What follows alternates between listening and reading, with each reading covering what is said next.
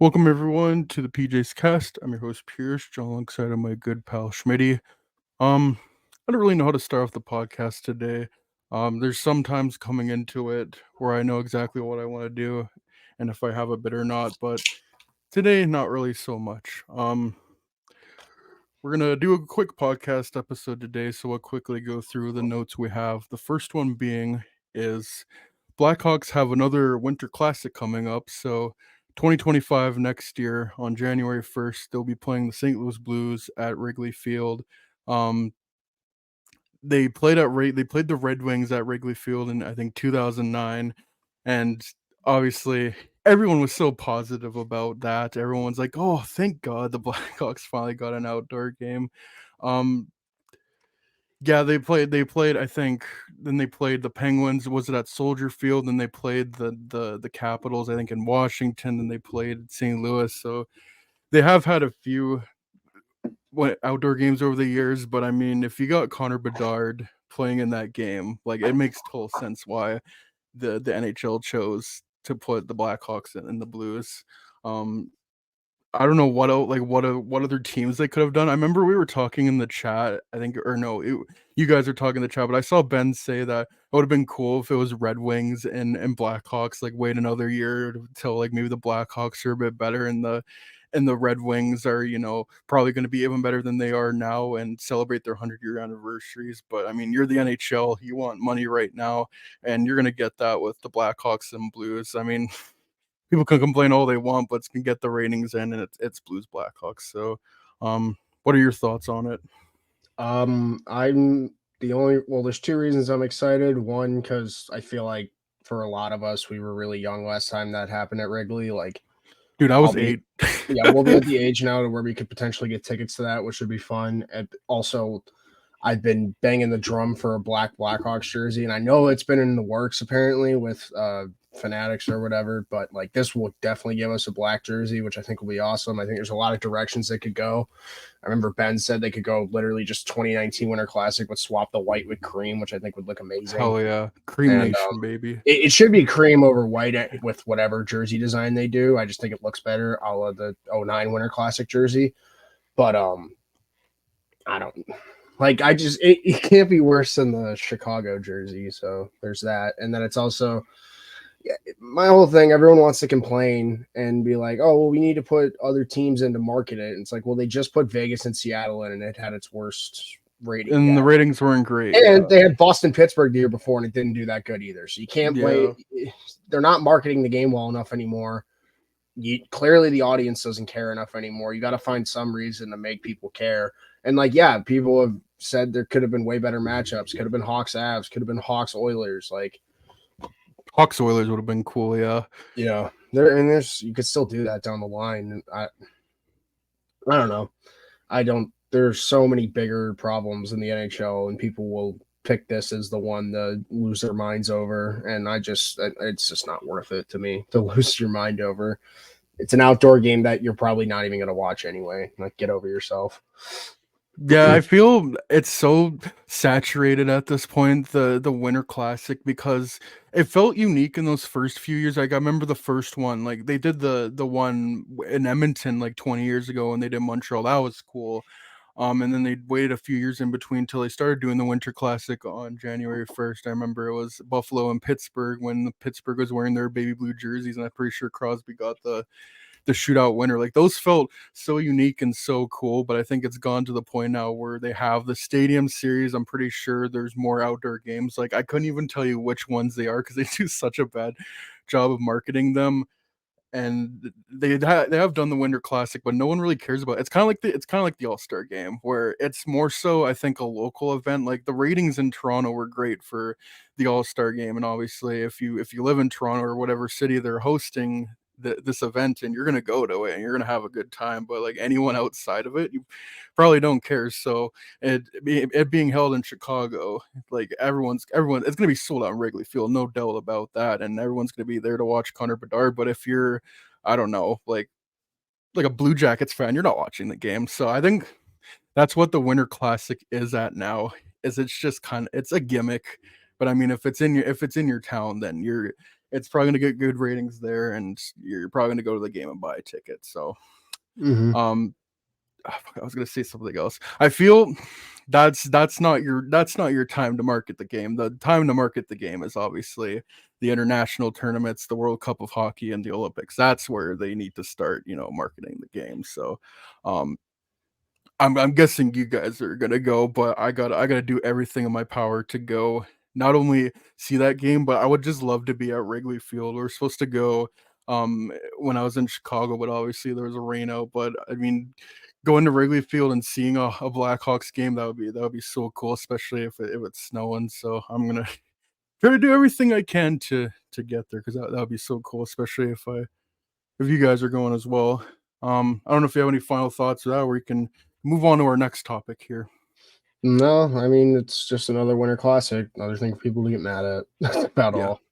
hmm Um, Next topic. So Vegas ended Edmonton's 16-game winning streak. Now it was going to end one time or another. All good things come to an end, but yeah, for me, it's especially these past few years. It's been so hard to get invested in games like early on in the season, especially the first half.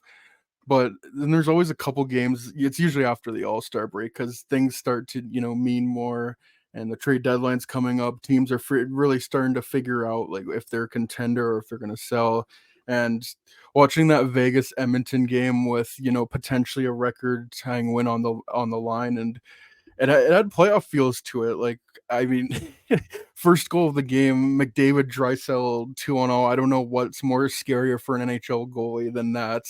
McDavid buried that, but then Vegas, as they always do, they grind back and battle back, and they won that game 3-1. And it just, I would have liked this. It would have been cool to see even Edmonton just tie that winning record or go past that because I think their next game is Anaheim. So it's like, oh, of course, the first game they play out of the chute where they're a little rusty. They're playing Vegas, but I mean that's how she goes. And I mean, Edmonton fans weren't. I think Edmonton fans are starting to hate Vegas more than Calgary. That's playoffs. They kicked them out, and now ended like a potential, record-setting winning streak. I mean, if we get Vegas Edmonton first round, please, I need that. I I don't know where else I wanted to go with that, but yeah. Did you have any thoughts on that game? Uh, I first wanted to shout out Aiden Hill because he has a 937 Oh, save percentage. Like that's that's what I wanted to say. ridiculous. Aiden He's Hill seeing all the news for the Olympics and the tournament they're doing next year. That game was basically his game to say, "Yeah, Canada, I'm your starting goalie. You too, Edmonton." mm-hmm. Yeah, he 968 save percentage in that game. Only let up one goal. And that was a 2-0 to McDavid Draisaitl. Can't really even knock him for that one. Yeah, Vegas just continues to be great. Now they're doing it without Eichel. They're a team where one injury is not going to destroy them, and I feel like No. that's credit to their depth. Like Nick Wass playing top line right now, and he's been Mm-hmm. incredible.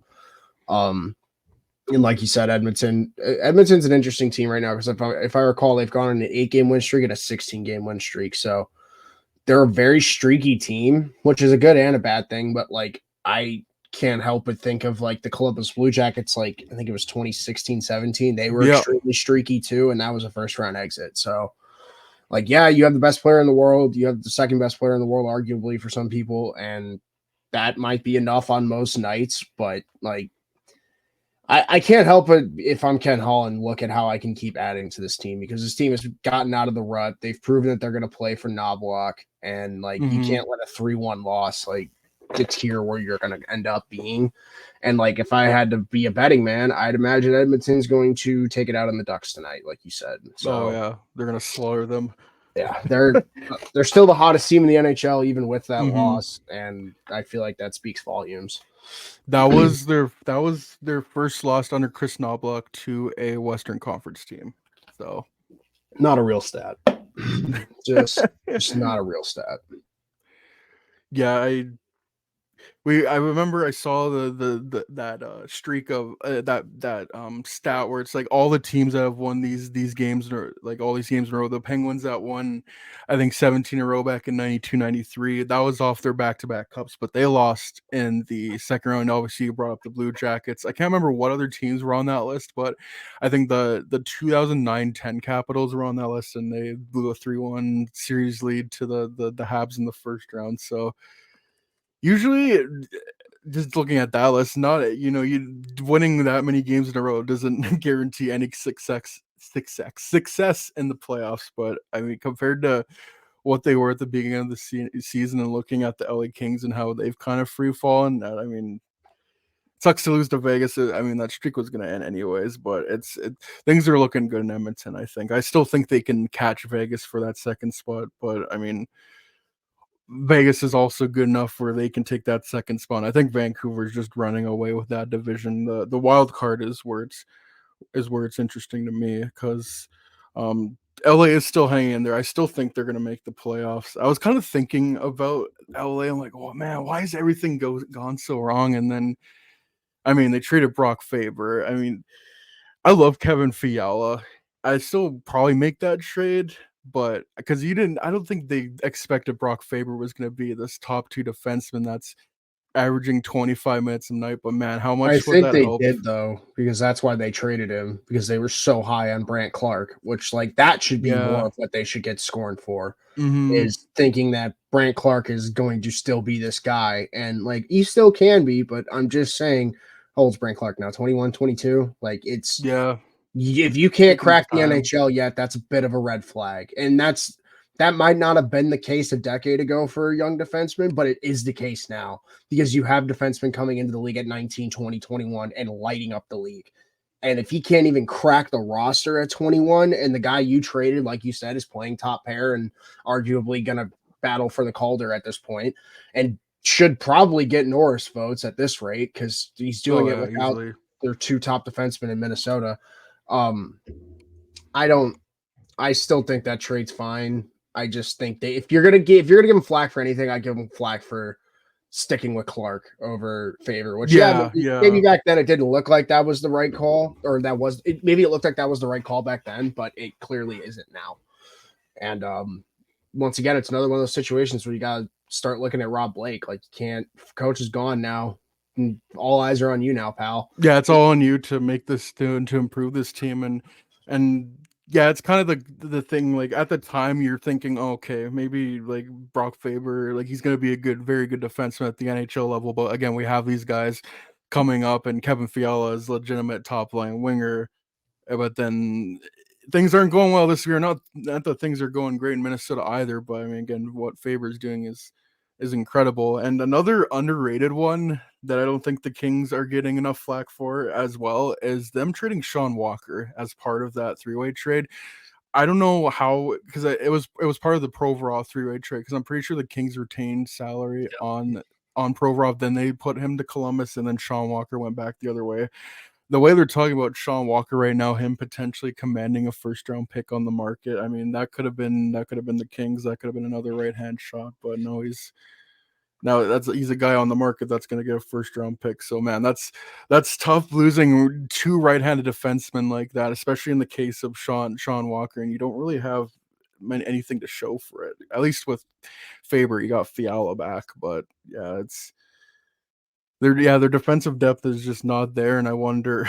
Never been I don't there. think they trade back for Walker, but how would you go about improving it? Do they overpay for Tanev? Like who else would be there? Maybe Noah Hannafin. I don't know, but LA to me is going to be an interesting team coming up to the trade deadline because it sounds like there's a couple of their depth pieces they want to move, like Arthur Kaliev, because they do have a lot of forwards, but I feel not all of them are performing well. So I feel like they're going to have to clear up some space and maybe get a top four defenseman back the other way. I don't know, but they're Yeah. they're going to be interesting because they got the pieces, but they're just underperforming. But hey, they might just go on a winning streak and it's all fine. I'll be the first to say their defense has been overrated for 3 years. Like, yeah, they play well, quote unquote, but I think it was more their defensive structure and not like actual yeah, talent they need personnel. actual talent back there now. They're Dowdy, like yeah, Dowdy can only do so much, and Gavrikov is. They thought that would be a fix, which like Gavrikov's a good depth piece, but he can't be a number two. They had never had a number two. That has been their problem for a long time. They thought Edler was going to be their number two for a couple years. Like Yeah. I don't know, man. Like Hannafin is the name that I think makes sense, but also like, how could you not go get a goalie? Like your team, Talbot's crumbled. Yeah. Coffee, LOL. Riddick, we'll see how long that lasts. Like, I don't know. Like, I just can't help but keep pointing fingers at Rob Blake if he comes out of this deadline with the same roster. Yeah, he's definitely on the hot seat right now. I like what he's assembled for the most part, but yeah, if the results aren't there, then I mean, you might be the guy to go. Like, I really want to take a look at their point scoring because I mean, Kempe, Fiala, like they're hovering around point per game. Same with Kopitar. I mean, Kopitar might be nominated for a Selkie. Like he's been so good. Trevor Moore has 21 goals in 48 games. Shout out to Trevor Moore. Like I'm looking at their offense. They don't really have a guy who's like over point per game. It looks like they have decent depth, but yeah, no, really one guy's taking over. And Pierre-Luc Dubois, 20 points in 48 games.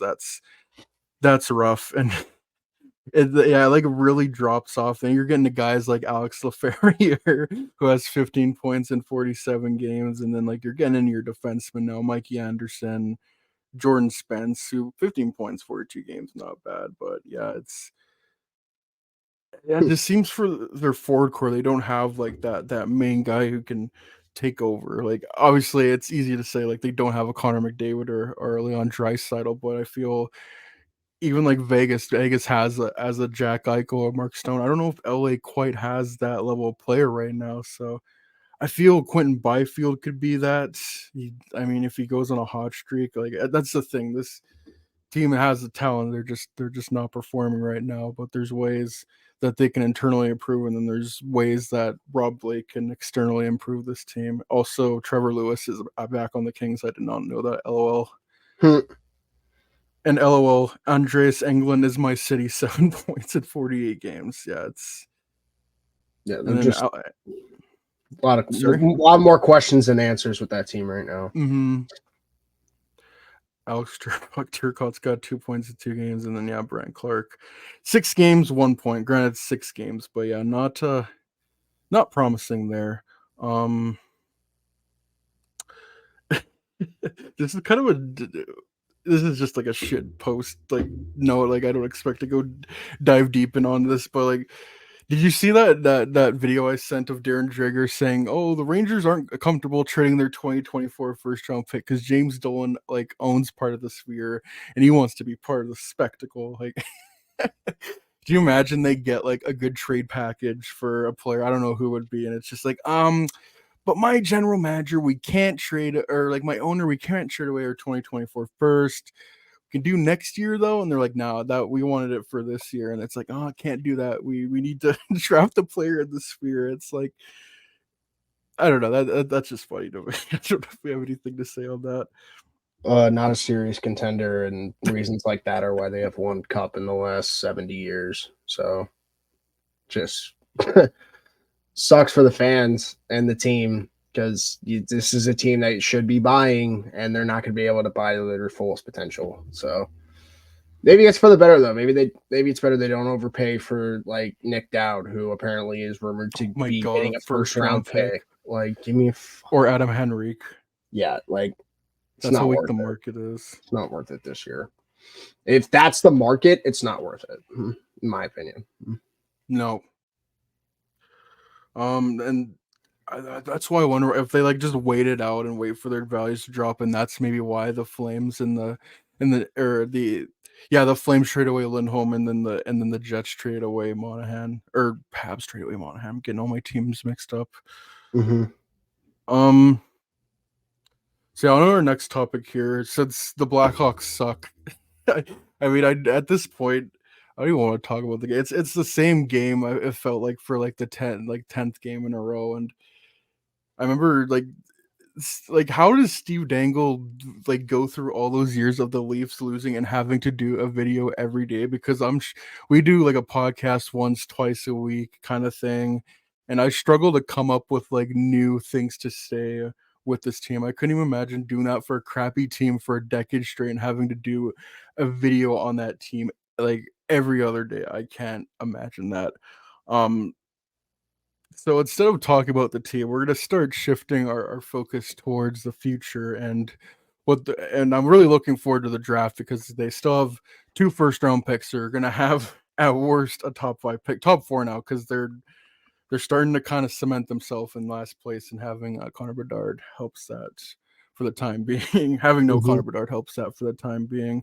So we're gonna kind of take a look at some prospects that could go in the top end. We all know who number one is. It's Macklin Selbury. We'll probably talk about him one time or another in the future. We've already have talked about him, but I'm more interested like who could go after number one. Like if the Blackhawks don't get first overall, who could they go? Because there doesn't really seem to be consensus. There's a lot of defensemen at the top end, which is nice, but there's also a few forwards. And the player we're going to talk about today is Caden Lindstrom. So I don't know if you want to lead things off or I can, but we're kind of going to talk about, give our opinions on Caden Lindstrom and what we think about him. You can go first. Okay. Um, I almost feel like you've watched more tape on Caden Lindstrom because I know you like him, but um, looking at how the Blackhawks have drafted the past couple years with Kyle Davidson as GM, like I've really liked the picks they've made, but and as much as always think you should go for the most skilled players available, like, but I think they need to have a better mix of size in their lineup. Like Frank Nazar, he's 5'10", 5'11", not a very big guy. Same with Connor Bedard, albeit like he's a sturdy 5'10", 5'11", like 185, 190 pounds. So size isn't everything, but I don't think you can ice a full team of guys that are sub 6 feet. And that's the same thing with Oliver Moore. I think he's like 5'10", 5'11". Um, Kane Lindstrom is not that. He is like 6'3", 6'4", 6'5". It's kind of his height has kind of been all over the place because I saw one place where it's like he was 6'5", and then I think when they did the midterms, he was like 6'3" and like a quarter or something. Either way, bigger than what they have right now, and overall just a big boy. Um, I think he had a minor shoulder surgery, so he is out for a bit. But if he kept up he's still on pace to get 42 goals in 50 games. I love that feature on Elite Prospects, looking at like their point pace. So he's putting the puck in the net. He's a big guy, and you're looking at all the criteria the Blackhawks want in their draft picks. He's a very speedy, athletic guy, a big guy, a center. He's very strong defensively. I don't know how much like offensive upside he's gonna have. Like, I don't think he's gonna be a number one center, but on this team, you don't need a number one center when you already have Connor Bedard. So I feel I don't know what they're gonna do with Moore and Nazar. Like one of them is gonna shift to the wing. Both of them might shift to the wing. And if you get Caden Lindstrom at in the top five again, I don't know number two, number three if they would get him, but like number four, number five, they might get him. I think that would be a great pick, especially with his athletic toolkit. He seems pretty refined defensively for a guy who is 18 and playing in the WHL, because there's always been the thing with big centers in the CHL, especially the WHL. There's been examples of it over the year with guys like Michael Rasmussen, who now has found a role in Detroit, but more as kind of a third line power play specialist guy. And Kirby Doc has been kind of mixed, though unfortunately injuries have kind of derailed him so far. But then you look at a guy like Dylan Cousins, who spent an extra year in the WHL and has come to the NHL and has made the transition quite well. I think he's kind of struggling this year, but he's got a big contract, and more often than not, he's proved he's like a solid impact top six player. So um, I don't know if I would go with him at number two, number three, because I really like Artem Levshunov, and I really think a right-handed shot would kind of, oh hi Stevie, help finish off that defense.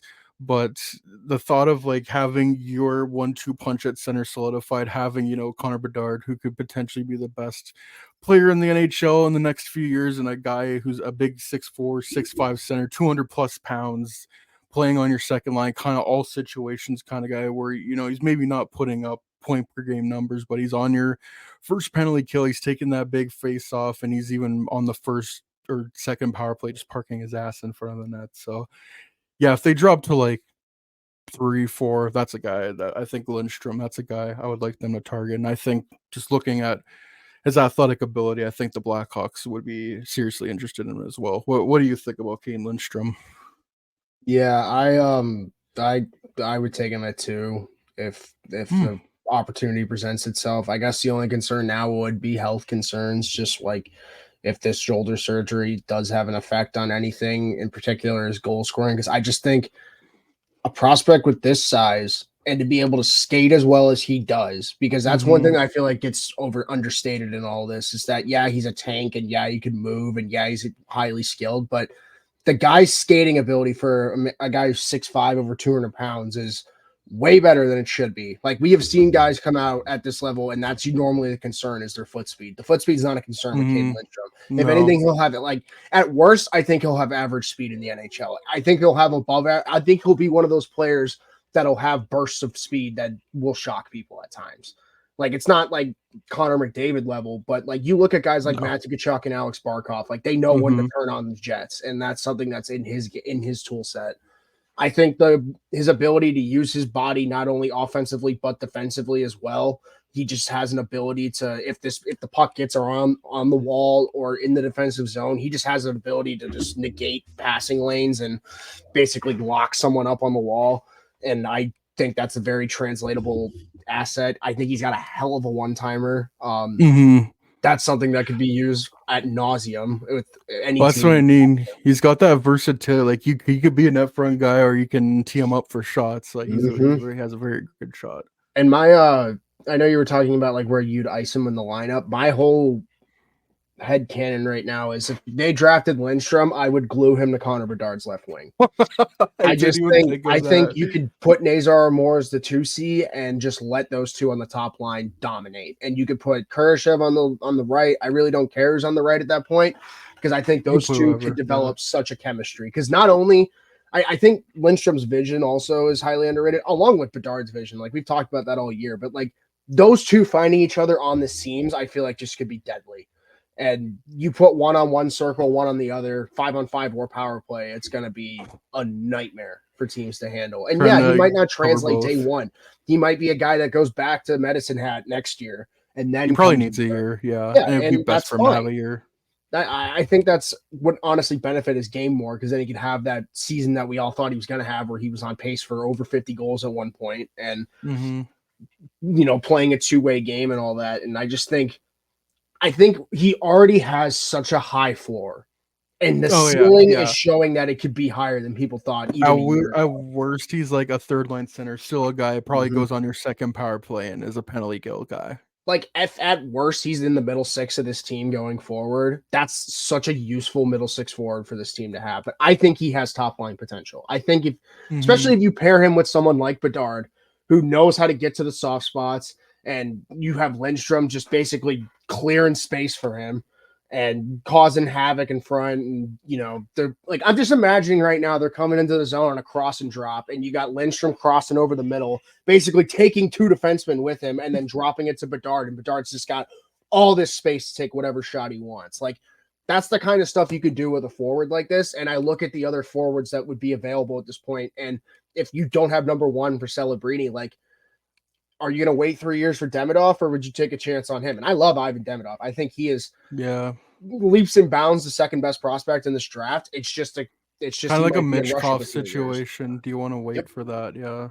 And Levshinov's great. It's just I wonder how many teams value defensemen more than a forward. And like, yeah, Kyle Davidson might say we're gonna go get Korchinski's partner and go draft Levshinov, and I'd be okay with that. But I'm starting to get into the camp of, if you don't have number one, I would Lindstrom's at the top of my list right now. I just think the upside is continue, like, if he comes back and performs at the rate he was, it's sky's the limit. Sky's the limit for the kid, honestly. And we're looking at like what guys like Quentin Byfield are just scratching the surface at doing.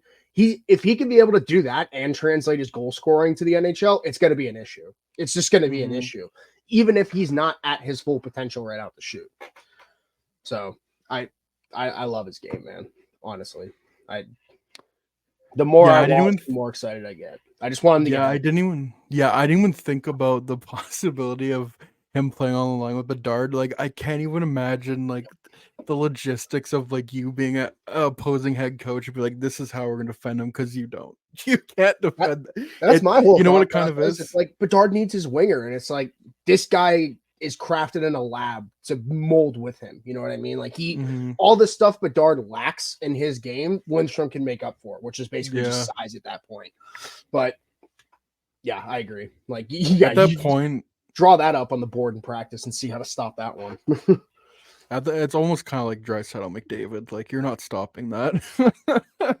And granted, they could do that with any other forward in this draft. The only one I'm not as high on is Eiserman, and I just think that's because Yeah. his He's game is a more little shoot more. first, and Bedard's already that. You need more, I think. Yeah, Well, his game's just one dimensional in general. At least with guys like Lindstrom, they've shown the ability to have a defensive there's game. versatility there.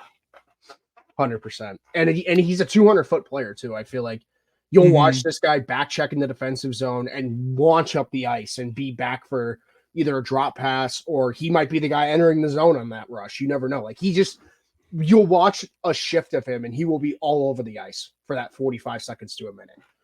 Yeah. It's a great thing to see, because normally when you see a guy that big, they'll just use their size. They kind of get lazy on the ice at times. Mm-hmm. They know what works for them and what doesn't. This guy's trying everything on the ice, every shift. It's all what do I want to say? His motor's always going, which I feel like is always something we look at these Davidson picks and we're like, what do they always have? That's They another always have thing. a Yeah. fucking motor and they're ready to go. So I love the prospect, man. Hope he can get healthy and get a couple games in, maybe help Medicine Hat in the playoffs. I don't know the timetable on the shoulder injury at the moment, but They said it was minor, so I don't know. Like, could be like maybe a few. I don't know. I'm not a doctor. I'm not gonna pretend to how long he might be out, but yeah.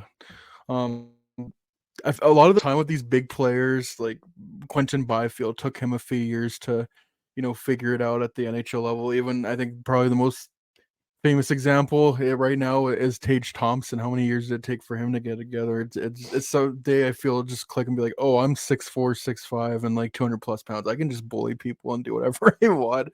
right. And that might just be the thing with Caden Lindstrom, and that's why I Hell, like even Malkin because did that back in the day. Malkin at one point just realized I'm bigger than everyone. Let's go. oh yes, yeah. Speaking of Draisaitl and McDavid, yeah, Malkin and Crosby is not bad either. There's some great duos over the years. Backstrom Ovechkin, Taves Kane, like they're out there. You just got to find them. I mean, Thornton Marlowe for years was amazing. So I looked it up. It was announced like mid-January. He was out 4 to 6 weeks, so he could be back. He could be back in the next couple of weeks if his timetable went well. Yeah. So that's perfect timing if he comes back swinging for the WHL playoffs. That's huge going forward, because we've seen so many times in the past, if you have a good playoff in junior, like you will have eyes on you going into the draft. Dude, look at Korchinski in 2022. Korchinski, Kirby Doc, I know went up a bunch because of that, because he dominated in the WHL playoffs. It happens. So hopefully for his case, he can come back and fire up, because I think he's a shoo-in for the top 5, and he could get higher. Easily. Like he's not slipping out of the top 5. When Bob McKenzie's got you in the top 5, I know the hype's real. Like it's not just us talking about it. Like the NHL teams see it too. And obviously, like, every dumb hockey man sees it. It's like, oh, he's huge. He can get to the front of the net for us. Yeah. But it's like, there's more with this player. There's more than that, yeah. And I am never anti like big guy in hockey, because we're both pretty big fellas. But I feel a lot of the discussion around tall guys is that they're just tall. And it's like, okay, well, what do they do else? And it's like, oh, but they're tall and they move around, and it's like, okay, but can they break the puck out of their zone? Can they, can they win one-on-one battles against, or even 2-on-1 or 1-on-2 battles at that rate? Because we've seen Lindstrom do that a lot in junior. You'll have both defensemen. They have good gaps. Yeah, like I'm thinking more of a defenseman, but yeah, Oh yeah, I'm talking. You're right though. Like you gotta watch your gap control as a defenseman. I feel like that's like number one thing. Like I remember that was the big thing with Brant Clark when he came out. I feel like was that like his gap was but he was just so good in the transition that everyone was like, he's gonna be great. And it's just like more than that. Yeah, there's a lot more than that. And who knows, Clark? I thought very highly of Clark. He still Clark might could be good. still be Like it great. takes I'm not time. saying he Yeah. can't. It's just like when you got rid of him because you thought he would be ready to go. When you got rid of Faber because you thought Clark would be ready to go and Faber's doing what he's doing, like, yeah, Yeah. it's going to raise some questions. It's That was rough. the Yeah. point I was trying to make earlier with Mm-hmm. that. Fuck. What else I was gonna say? I wanted to bring up a good point, but um, yeah, the Blackhawks them drafting these like centers, but could all their game could also work good on the wing. Like again, another thing I think that what the Davidson and Richardson one is versatility. Like Bedard is more than just a shooter; he's a very good playmaker, and I think down the line he's going to be a good defensive player. Frank Nazar, his offensive game is more than just playmaking as well and speed. Like these guys are very well rounded offensively, and I think that's the same thing with Kane Lindstrom and.